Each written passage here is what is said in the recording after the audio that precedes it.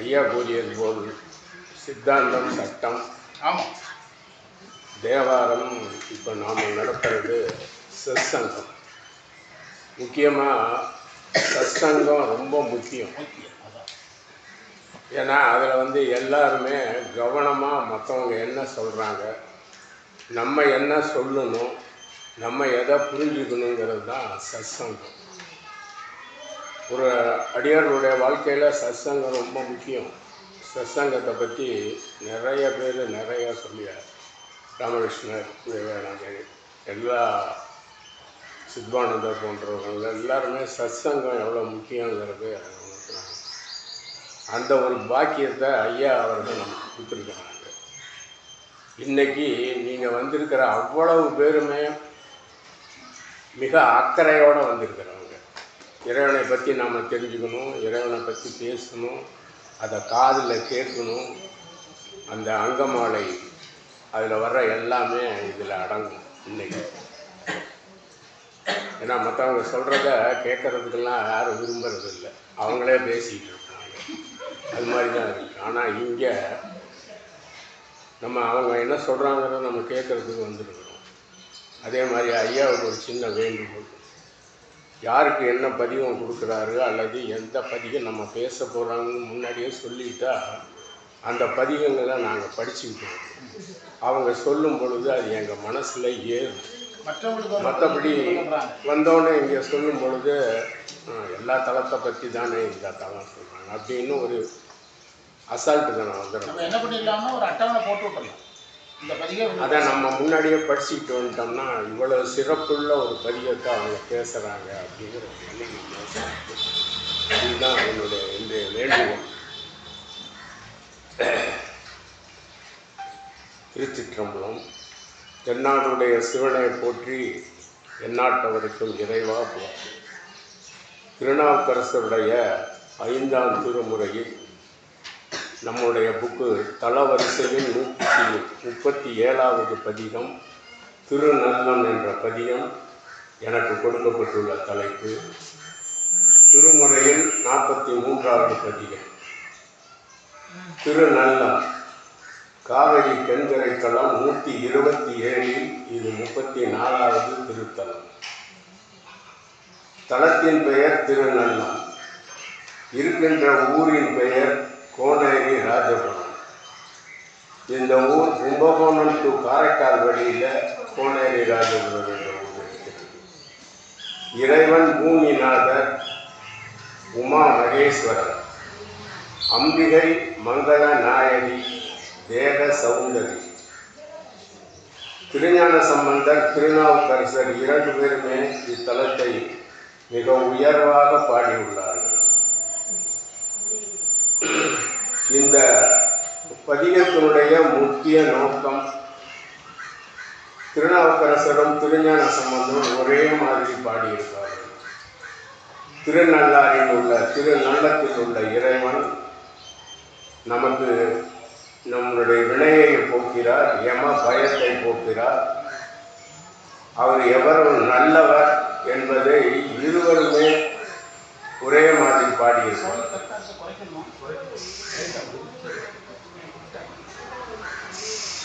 அதைத்தான் திருஞான சம்பந்தர் மிக அழகாக சொல்லுகிறார். எங்கள் உள்ளே இருந்து இறைவன் சொல்லுகிறார், நாங்கள் சொல்லல. அது மாதிரி தான் ஒவ்வொரு தலமும் சிறப்பானது.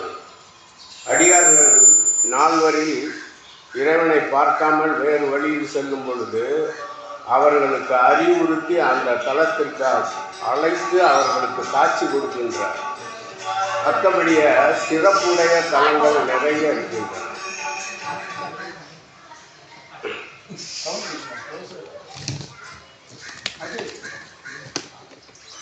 அதுபோல் திருநல்லம் தலம் முதல் மந்திரம் கொல்லத்தான் நமந்தமர் வந்தார் என்று ஆரம்பிக்கின்ற மந்திரம்.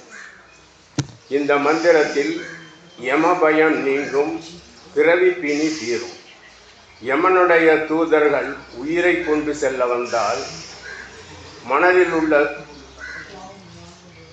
உள்ள சுற்றத்தார் ஆவது யாது? நல்லம் தளத்தில் விட்டிருக்கும் சிவபெருமான் நம்மை காத்தருள்வார். மன்னிச்சுங்க. யமனுடைய தூதர்கள் உயிரை கொண்டு செல்ல வந்தால் மனையில் உள்ள சுற்றத்தார், நம்ம மனைவி, மக்கள் எல்லாரும், அவங்களால நமக்கு ஆவது என்ன? ஒன்றும் கிடையாது. திரு நல்லம் தளத்தில் விட்டிருக்கும் சிவபெருமான் நம்மை காத்தருள்வார். குற்றார் யார் உள்ளாரோ உயிர் கொண்டு போகும் பொழுது குற்றாலத்தூரை நம் கூத்தன் நல்லால் நமக்கு உற்றார் யார் உள்ளோருன்னு திருநாவுக்கரசர் அங்கமாலையில் சொல்லியிருக்கார். நம்மை நல்ல முறையில் ஆட்கொண்டு அருளும் ஈசனின் திருவருளும் திருத்தலத்தின் பெருமையும் நல்லத்தான் நம்மை ஆழ்வான் என ஒரு சேர உணர்த்துகின்றார். அடுத்த பதிகம் பொக்கம் பேசி பொழுது கழியாதே. இந்த பதிகம், இந்த பாடல் துயர் தீரும் வழியை கூறுகின்றார். பொய்மையானதும் நிலையற்றதுமாகிய சொற்களை பேசி பொழுதினை கழிக்காது உனது துயர் தீரும் வகையை கூறுகின்றார். தக்கனுடைய வேள்வியை தகர்த்த நெருப்பின் வண்ணம் போன்ற சிவந்த மேனியை உடைய சிவபெருமான் வீற்றிருக்கும் பதி திரு நல்லமாகும். அங்கு சென்று வழிபடுதல் எல்லா நன்மைகளையும் உண்டாக்கும். பொக்கம் பேசுதல், பொய்மையானவற்றதை பேசுதல். இதே நல்ல திருநல்லம் பதிகத்தில் 2வது மந்திரம் திருநாவுக்கரசர், இது திருஞான சம்பந்தரும் அதையே பாடியிருப்பார். தக்கனுடைய வேள்வியை இது பண்ண இறைவனை கும்பிடுங்க அப்படின்னு பாடியிருப்பார். என்ன ஒரு பொருத்தம் பாருங்கள். இறைவன் அதுதான் அவர்களுக்குள்ளே இருந்து இறைவன் தான் பாடுகிறார் என்பதற்கு இதெல்லாம் சாட்சி. பொய்மையானவற்றை பேசுதல். இத்தன்மையில் மாணிக்க வாசகர் மாலரியா நான்முகனும் காணா மலையினை நாம் போய் அறிவோம் என்று உள்ள பொக்கங்களே பேசும் பாலூரும் தேன்வாய் படிகிறே என்ற திருவங்கமாய் பாடலில் அருளி செய்துள்ளார். அடுத்தபடியாக 3வது பதிகம், 3வது பாடல். எது நல்ல நெறி? மாதர்பால் மயக்கத்தால் ஈர்த்து பாவத்தை நெஞ்சிற்கொண்டு பிணிப்பட்டு அதற்குரிய செயல்களை செய்வதால் எந்த நற்பயனும் இல்லை. திரு நல்லம் சென்று சிவபெருமானை ஏத்துக, அதுவே நல்ல நெறி. 4வது பாடல். நெஞ்சுக்கு உரைத்தல். இந்த தலைப்பெல்லாம் திருவாசகத்தில் வருது. நிறைய இடங்களில் எல்லாருமே நெஞ்சுக்கு உரைத்தல் அப்படின்லாம். அது மாதிரி இந்த பாடலுக்கு நெஞ்சுக்கு உரைத்தல். நமக்கு நல்லது, நமது உயிராகும். அது நமக்கு நல்லது, நமது உயிர். அதை விட பெருசானது எதுவுமே நல்லது கிடையாது. உன் உயிரை கொடுன்னு கேட்டால் யாராவது கொடுப்பாங்களா? கொடுக்க மாட்டாங்க. எவ்வளவு பொருள் வேணுமான்னு கொடுப்பாங்க, எல்லாத்தையும். உயிரை கொடுக்க மாட்டாங்க. அது இமைக்கும் நேரத்தில் நம்மை விட்டு செல்லும் இயல்புடையது. உயிரின்றி இவ்வுடம்பு உடனே கெட்டு ஒழியும். எனவே உமாதேவியுடன் உரையும் சிவபெருமான் உரையும் நல்லம் என்னும் திருத்தலத்தை சென்று ஈசனை தொழுது ஏற்றுதலே நமக்கு நல்லது. அடுத்த பாடல் 5வது பாடல். இறைவனை வழிபடும் முறை. இறுதி காலத்தில் பேசும் இயல்பு குறைந்து நாவானது குளறி உரை தளரும், உடலானது நடுங்கியும் மேவியும் நலியுறு முன்னர் வெள்ளை இடபத்தையுடைய சிவபெருமான் இடமாகிய திருநல்லம் என்னும் பதியை சென்று அடைந்து அப்பரமனை பரவி ஏத்துமின் பணி. எப்படி இறைவனை வழிபடணும்னு சொல்கிறார் பாருங்க. அப்பரமனை பரவி ஏத்துமின் பணிமின் பணிந்து ஏத்தும் திரு தொண்டர்களுடன் சேர்ந்து வலுபடுமின். அவ்வாறு வழிபடாதவர்களை விட்டு அகலுமின். என்னை விட்டு எல்லாரும் அகன்றுங்க. ஏன்னு கேட்டால் நீங்கள் எல்லாருமே தொண்டர்கள் அவ்வளோ பேரும் பட்டம் வாங்க கோயிலாக போனீங்க. அந்த பாக்கியம் எங்களுக்கு கிடைக்கல. முதல்லையே திட்டம் போட்டு தான் வச்சுருந்தோம். எல்லா சிவனடியார்களுடையும் வரணும், நீங்கள் எங்கெங்கெல்லாம் போகிறீங்களோ அங்கெல்லாம். அதெல்லாம் அமையல. ஏன்னா அம்மா கீழே விழுந்து கை தொட்டுட்டாங்க. அதனால கொங்கு கோயிலுக்குலாம் போனோம். அதனால் உடனே அன்னைக்கு வந்துட்டு உடனே திரும்பி வந்தாச்சு. அது மாதிரி திருத்தொண்டருடன் சேர்ந்து வள்ளிப்பிடுமே நம்மெல்லாம் எவ்வளோ அது மாதிரி செல்றது எவ்வளோ பெரிய பாக்கியங்கிறது இந்த பாடலில் திருநாவுக்கரசர் சொல்கிறார். அவ்வாறு வழிபடாதவர்களை விட்டு அகலுமே. 6வது பாடல் வினைப்பகையை வீழ்த்துதல். திரு ஐந்தெழுத்தின் சிறப்பு இந்த பாடலில் கூறப்படுகிறது. இயற்கையான ஐம்பூதங்களாகிய நிலம், நீர், நெருப்பு, காற்று, ஆகாயம் என்னும் இவற்றால் இடையூறு காணப்பட்டாலும் உரிய தன்மையில் திரு ஐந்தெழுத்தாகிய சிவாய நம என்பதை சிந்தையில் கொண்டு திரு நல்லத்தில் மேவிய சிவபெருமான திருவடியை தொழுமின் அவர் உங்களை ஆட்கொண்டு துன்பத்தை தரவந்த வினையாகிய பகையை அழித்து விடுவார். இந்த ஐம்பூதங்களால் வர்ற துன்பங்களில் திருநாவுக்கரசர் அனுபவிச்சிருக்கிறார். அதனால தான் அதை பாடுறார். 5 பூதங்கள் நீங்கும் தன்மையை திருநாவுக்கரசர் உணர்ந்துள்ளார். ஏன்னா நம்ம படிக்கிற பதிகங்கள், நம்ம இறைவனை பற்றி படிக்கிறது, இதையெல்லாம் உணரணும் நம்ம வாழ்க்கையில். இப்போ ஐயா சில சமயம் அவருடைய வாழ்க்கையில் நடந்த உதாரணங்களை சொல்லுவார். அதே அதே நிகழ்வுகள் நம்ம வாழ்க்கையிலே நடந்திருக்கும். அதுக்கு இறைவன் எப்படி உதவி செஞ்சாருன்னு நமக்கு தெரியும். ஆனால் நம்ம சொல்ல மாட்டோம். ஐயா சொல்கிறாருல்ல, என் பையனுக்கு முருகன் இதில் நான் எங்கேயே இருந்தேன், அதையும் விட்டுட்டு நான் சீட்டு கேட்க போனேன், உடனே எனக்கு சீட்டு கொடுங்க. அதே மாதிரி எல்லாருடைய வாழ்க்கையிலையும் நடக்கும். அதை நம்ம சொல்கிறது இல்லை. ஏன்னா அந்த இடத்துல நம்மளுடைய அகங்காரம் தான் முன்னாடி வரும். இறைவனுடைய உதவி மறந்து போயிடும். அதுதான் மனித இயல்பு. அது தவறில்லை. அதை பழகணும். அதுக்கு தான் தேவார வகுப்புகள், சித்தாந்த வகுப்புகள் விடாமல் அட்டன் பண்ணணும். அது மாதிரி திருநாவுக்கரசருடைய வாழ்க்கையில் பாருங்கள், அதை எப்படி அவர் உணர்ந்து நமக்கு கூறுகின்றார். நெருப்பு ஆகிய நிற்றைகளிலும் அவரை நெருப்பில் போட்டு சூளையில் வச்சு வேக வைக்கும் பொழுது அவர் இறைவனுடைய பாடுறார். மாசில் வினையும் மாலை மதியமும் வீசு தென்றலும் வீங்கிலம் வேங்கிலும் மூசு பண்டறியும் பொய்கையும் போன்றதே ஈசன் எந்தை இணையடி நிலையிலே அவர் கீழே நான் உட்காந்துருக்கிறேன். ஏன்னா இந்த நெருப்பும் இந்த சூளையும் என்னை என்ன செஞ்சிடும்? எவ்வளோ உறுதியான மலை. அதுதான் இறைவனை இது பண்ணுறவங்க எல்லாருமே சொல்கிறது அசைக்க முடியாத நம்பிக்கை. நம்ம என்ன சொல்கிறோம்? நம்ம வாழ்க்கையில் ஏதோ ஒரு சின்ன சம்பவங்கள் நடந்தால் கூட நம்ம தளர்ந்து போயிடும். இறைவா ஏன் இந்த கஷ்டத்தை கொடுக்க? அது மாதிரி கேட்கக்கூடாது, அந்த மாதிரி நினைக்கக்கூடாதுன்னு நம்ம உறுதி பண்ணிக்கணும். ஏன்னா நம்மளை டெஸ்ட் பண்ணுறாரு இறைவன்.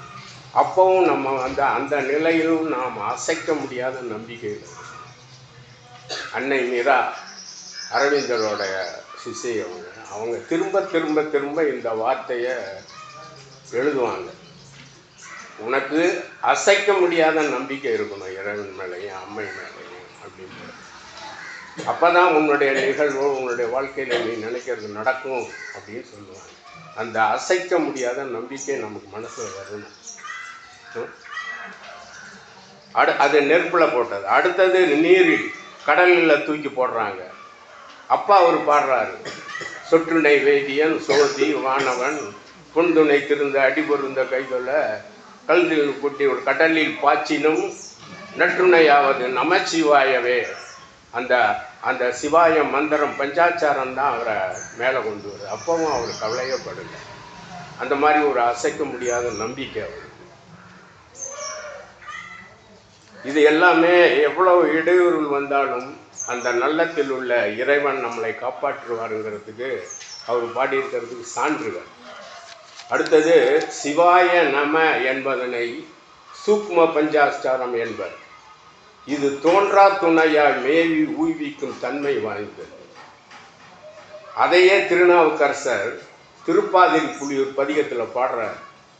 என்ன அருமையான பாடல் தெரியுங்களா? அந்த பாடலை நான் கேட்கலாம் எனக்கு கண்ணீர் வந்துடும். அந்த அழகா பாடுவார்.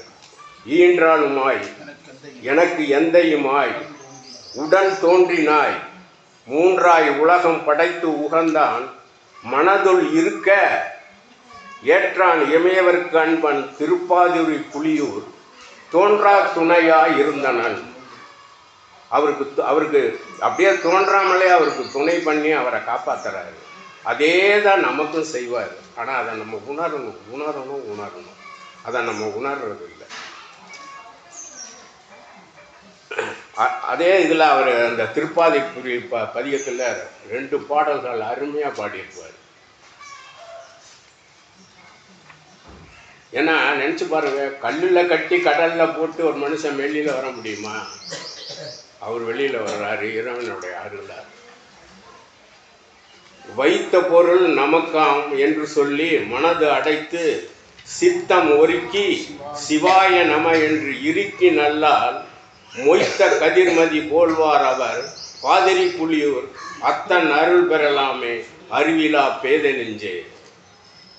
கருவாய் கிடந்து உன் கடலை நினையும் கருத்து உடையேன் உருவாய் தெரிந்து உந்தன் நாமம் பயின்றேன் உனது அருளால் திருவாய் பொழிய சிவாய நம என்று நீரு அணிந்தேன் தருவாய் சிவகதி நீ பாதிரி புலியூர் அரணே. இதெல்லாம் படிக்கல எனக்கு வருத்தமாக இருந்துச்சு. ஏன்னா இந்த தடவை கட்டாயமாக திருப்பாதிரி புலிக்கு போகணும் அப்படிங்கிற எண்ணத்துல எல்லாம் இருந்தோம். அத்தனையும் இறைவன் அருள் புரியுது. முதல்ல ஒரே நாள் ப்ரோக்ராமா கொங்கு மண்டலம் போகலாம். காலையில் கிளம்பி சாயங்காலம் வீட்டுக்கு வரலாம். அதுக்கப்புறம் சார் சொல்கிற மாதிரி எல்லா இடங்களும் அதே தான் மாணிக்கவாசகர் பாடுகின்றார். நானேயே தவம் செய்தேன் சிவாய நம என பெற்றேன். என்ன பெரிய வார்த்தை பாருங்க. அவர் நான் தவமாக பண்ணேன், எனக்கு இதெல்லாம் நான் என்னுடைய வாழ்க்கையில் அனுபவிச்சிருக்கிறேன். அதனால் நான் உங்கள்கிட்ட சொல்கிறேன். அதுக்கெல்லாம் தகுதியே இல்லாமல் எத்தனையோ ஆண்டுகளுக்கு முன்னாடி சும்மா கோயிலுக்கு போகிறோம் வர்றோம். இதெல்லாம் அதுக்கப்புறம் நம்ம கஷ்டப்பட்டு நமக்கு கஷ்டங்கள் வரும் பொழுது இறைவனை உறுதியாக பற்றி கொள்ளுகிறோம். இந்த நாமம் தெரியாமலே நானே எனக்கு மந்திரமாக வச்சுக்கிட்டேன். யார் எனக்கு குரு இதை மந்திரமாக கொடுக்கல. நான் மந்திர ஜபம் பண்ணல சிவாய நமன்னு பண்ணணும் அப்படின்னு நானாக முடிவு பண்ணி ஆமாம் தட்சிணாமூர்த்தியை குருவாக ஏற்று அதுக்கப்புறம் வர்றோம். அப்போ இந்த மந்திரம் எனக்கு யாரும் சொல்லலை. இந்த மந்திரத்தை நானே எடுத்து தான் சொல்ல ஆரம்பித்தேன். அப்போ இந்த பாடலை நான் படிக்கையில் எனக்கு அப்படியே உருகிருக்கேன். ஏன்னா நமக்கு யாரும் கொடுக்காமல் கிடைக்கிற இறைவனாக கொடுத்துருக்கிறாரு. நானேயே தவம் செய்தேன் சிவாய நம என்ன பெற்றேன் தேனாய் அமுதமாய் தித்திக்கும் சிவபெருமான் தானே எனது உளம் புகுந்து அடியனுக்கு அருள் செய்கிறார். அவரே நமக்கு அருள் புரிவார்.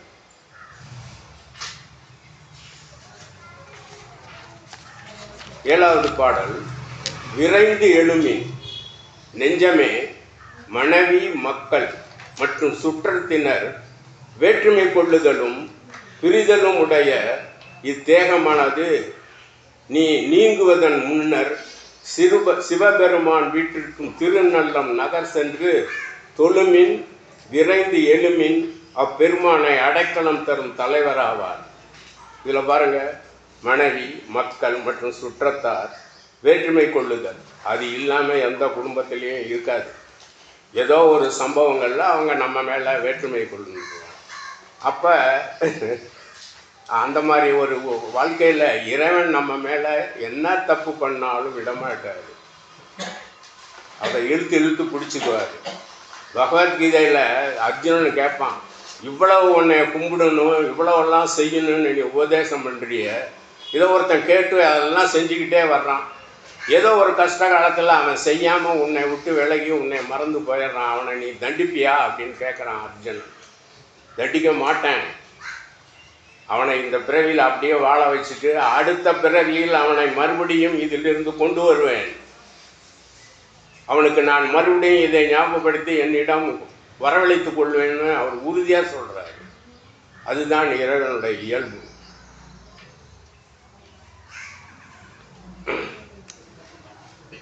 தொழுமின் விரைந்து எழுமி அப்பெருமானை அடைக்கலம் தரும் தலைவர் ஆவார். அடுத்த பாடல், சிவகதி அடைய என்ன செய்ய வேண்டும்? சிவகதி அடைய தூய மலர் தூவி தொழுதல் வேண்டும். அடியார்களே, வெம்மை உடையதாகிய வினைக்கடலில் இருந்து வெளிப்பட்டு செம்மை உடையதாகிய சிவகதியை சேர வேண்டுமானால் திரு நல்லந்தலம் சென்று அப்பரமனை பூக்கள் கொண்டு தொழுது ஏத்துமேன். அங்கமாலையில் திருநாவுக்கரசர் சொல்ற, கைகளால் கூப்பி தொழும் கடி மாமலர் தூவி நின்று. அதில் இந்த பாடலில் ஒரு வரி வருது பாருங்க, சும்மையார் மலர் தூவி. சும்மையார் மலர் தூவி, தூய மலர்களை சுமந்து சென்று, சும்மா கையில் கொஞ்சம் மலர் வாங்கிட்டு போகிறதில்ல, தூய மலர்களை சுமந்து சென்று ஏராளமான அளவில் தூவி தொழுதல் வேண்டும். திருஞான சம்பந்தர் அதை தான் சொல்கிறார், பூனாலும் தலை சுமப்ப, தலையில் சுமந்துக்கிட்டு போய் இறைவனுக்கு கொட்டணுமா. அவ்வளவு இந்த பாடலில் சொல்லிட்டு அடுத்த பாடல்லே சொல்லுவார் திருநாவுக்கரசர், நீ இதெல்லாம் செய்ய வேண்டாம், சும்மா கொஞ்சம் பண்ணா போதும் அப்படின்னு இந்த அடுத்த பாடலில் சொல்லுவார். இயன்ற அளவு வணங்கு. அடுத்த பாடல் பாருங்க, நெஞ்சமே வாழ்நாளானது கழிந்து இறுதி காலம் நெருங்குவதற்கு முன்னர் சிவபெருமானை இயன்ற அளவில் வணங்கி நின்று ஏற்றுமே. அவர் திருமால் பிரம்மன் ஆகியவருக்கு தலைவர், 4 மறைகளிலும் வல்லவர். அப்பரமன் மேவும் இடம் திருநல்லமாகிய திருத்தலம். இதே தான் திருமந்திரத்திலையும் பாடல்கள் வருது. இறைவனை ஏதாவது ஒரு இலைய வச்சாவது கும்பிடணும் அப்படின்னு.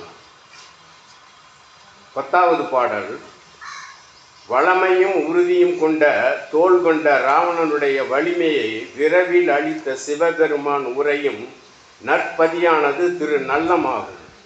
அதனையே மந்திரமாக கொண்டு நல்லம் நல்லம் என நாவினால் ஏற்றி உரைக்க வல்லவர்கள் தூயதாகிய முக்தி இன்பத்தை பெறுவார்கள், வீடு பேறு அடைவார்கள். எல்லாருக்கும் வால்மீகியோட கதை தெரிஞ்சிருக்கும், தெரியினாலும் சொல்லிடுறான். வால்மீகி ஒரு திருடன், திருடி வழிப்பறி கொள்ளை எடுத்து நிறைய பாவம் செஞ்சுக்கிட்டே இருப்பார். அவர் தான் பாவம் செய்கிறவங்களாம் தெரியாது, ஏன்னா அவருடைய தொழில் அது. அந்த காலத்தில் இப்போ இருக்கிற காலங்களில் கற்பனை பண்ணக்கூடாது, அந்த காலத்தில் நினச்சி பார்க்கணும். ஏதோ ஒரு 4 வீடு இருக்கும், அது மாதிரி தான் கிராமங்கள் இருக்கும், வறுமை தான். அதில் அவர் கொள்ளை அடிப்பார் யாரோ வழியில் வர்றவங்க. அது பாவம்லாம் நினைக்க மாட்டார். அவரை ஒரு நாள் நாரதர் பார்க்குறார், அது இறைவனுடைய அருள், அது இவரை மாற்று கொண்டு வர்றாரு. நாரதர் பார்த்துட்டு, ஏப்பா இப்படி அவர் நாரதர்கிட்ட போய் இருக்கிறதெல்லாம் கூட என்கிட்ட ஒன்றும் கிடையாதுப்பா, இந்த தம்புரா தான் இருக்குது அப்படின்னு. இல்லை அதையும் கூட, அதை விற்றா நான் காசு ஆக்கிக்குவேன். இதெல்லாம் கொடுக்க முடியாதுப்பா. சரி, அதுக்கு முன்னாடி நான் உங்கள்கிட்ட ஒன்று கேட்குறேன், பதில் சொல்லு. இவ்வளோ பாவம் செய்கிறியே யாருக்காக? இதெல்லாம் எங்கள் வீட்டில் 4 பேர் இருக்காங்க, அவங்களுக்குலாம் சோறு போடணும். எங்கள் அப்பா இருக்கார், எங்கள் அம்மா இருக்கார், என் மனைவி இருக்கா, என்னுடைய பையன் இருக்கான், அவங்களுக்குலாம் நான் சாப்பாடு போடணும், அதுக்காக நான் கொள்ளையடிக்கிறேன் அப்படின்னு. சரி, நீ கொள்ளையடிக்கிறதுனா எவ்வளோ பாவம்னு உனக்கு தெரியுமா? பாவமாவது புண்ணியமாகுது, எங்களுக்கு காசு வேணும், அவ்வளோதான். இல்லை ரொம்ப பாவம்ப்பா, ரொம்ப இறைவன் உன்னைய தண்டிச்சிடுவார், அவங்களுக்காக சம்பாதிக்கிறேன்னு சொல்கிற, உன்னுடைய பாவத்தில் அவங்க பங்குக்க வச்சுக்குவாங்களான்னு போய் கேளு. அவங்க சொன்னால் சரின்னு சொன்னாங்கன்னா நான் எல்லாத்தையும் உனக்கு கொடுத்துட்றேன் அப்படின்னு. அதுக்குள்ளே நீங்கள் ஓடி போயிட்டா நான் என்ன பண்ணுறது? சரி, இந்த மரத்தில் கட்டி போட்டு போகணும். இவன் போய் வீட்டில் கேட்பான், எல்லாத்துக்கிட்டையும் அப்பாட்ட கேட்பான். அவர் அதெல்லாம் கிடையாது, அது உன்னுடைய கடமை, பெற்றவங்களுக்கு சோறு போடுறது. அவங்க அம்மாவும் அதே சொல்லிடுவான், மனைவி எல்லாருமே அதே சொல்லிடுவான். அடப்பாவிகளை, அது என்னுடைய கடமையை தான், நான் இல்லைன்னு சொல்ல. அதுக்குன்னு நான் பாவம் செய்கிறேன், அதில் கொள்ளையடிச்சு வர்றதில் பங்கு கேட்டு சாப்பிட்றீங்க, ஆனால் பாவத்தில் பங்கு ஏற்றுக்கணும், அதெல்லாம் உன் பாவத்தில் எல்லாம் பங்கு ஏற்றுக்க மாட்டோம்னு சொல்லிடுறாங்க. அவர் மனசு ரொம்ப வெறுத்து போய் நாரதர்கிட்ட வந்து சொல்கிறார். அப்போ அவர் நாரதர் சொல்கிற தெட்டியா, இதுதான் உலகம், இறைவன்கிட்ட இது பண்ணு, உனக்கு எல்லாம் நடக்கும். இறைவனா, எனக்கு அதெல்லாம் ஒன்றுமே தெரியாதப்பா அப்படின்னு. இல்லை, நீ மந்திரம் சொல்லு. மந்திரமாவது தந்திரமாவது எனக்கு ஒன்றுமே தெரியாது, இது என்னன்னு கையை காம, இது மரம் அப்படின்னு. அவ்வளோதான், அதையே சொல்லிக்கிட்டு. அது மாதிரி தான் இதில் அவர் சொல்கிறார். நல்லம் நல்லம் நல்லம்னு ஊர் பேரை சொல்லிக்கிட்டே இரு, மந்திரம் சொன்னது மாதிரி ஆகிடும். திருநள்ளம் திருநள்ளம் திருநள்ளம்னே சொல்லு, அது போதும் அப்படிங்கிற. உனக்கு பஞ்சாட்சாரம் தெரிய வேண்டாம், அது தெரிய வேண்டாம், ஒன்றுமே தெரிய வேண்டாம், இந்த ஊர் பேர் தெரியுமில்ல, அதை மட்டும் சொல்லு அப்படின்னு திருநாவுக்கரசர் சொல்கிறார். திருஞான சம்பந்தரும் இதே மாதிரி தான் நல்லம் பதிகத்தில் பாடுவார். அவர் யார்? கவலைகளை கழிப்பவர். நல்லான் நமையாழ்வான், நக்கன் நமையாழ்வான், நந்தி நமையாழ்வான், நனியான் நமையாழ்வான், வினைகளுக்கு நாசன் நமையாழ்வான் அப்படின்னு திருநாவுக்கரசரை இதே மாதிரி தான் பாடுறேன். இந்த வாய்ப்பை எனக்கு கொடுத்து கேட்ட எல்லாருக்கும், எல்லா சிவனடியாருக்கும் என் மனமார்ந்த நன்றியை தெரிவிக்கிறேன். அரிய செய்திகளை